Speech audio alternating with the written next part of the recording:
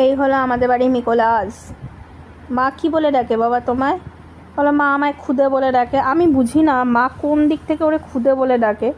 এই তো এত বড় একটা চেহারা। যাক, এই ভদ্রমহিলার একটা বিরাট হিস্ট্রি আছে।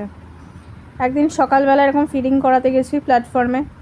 2 নম্বর প্ল্যাটফর্মে গিয়ে দেখি ভদ্রমহিলা একদম সে জমিদারের ব্যাটার মতো ঠ্যাং ম্যাং ঠিকঠাক করে বসে আছে, কোথায় না লোকে যেখানে বসে সেই সিটে, আর ওনাকে ঘিরে ক্যাঙারু, কালু, ফড়িং সবগুলো দাঁড়িয়ে রয়েছে।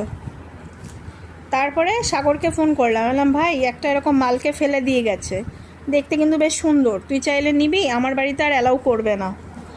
ও বলল হ্যাঁ দিদি চলো দেখি। তার মধ্যে একজন ভদ্রলোক বলল যে আমাকে একটা বাচ্চা কুকুর থাকলে দিস তো।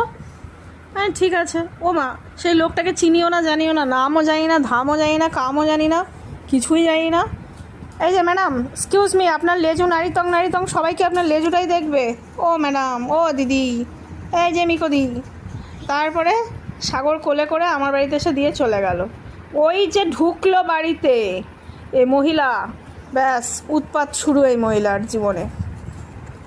এই যে তারপর থেকে আর ওনার মা, উনি পুরো ওনার দখলে নিয়ে নিয়েছে মাকে।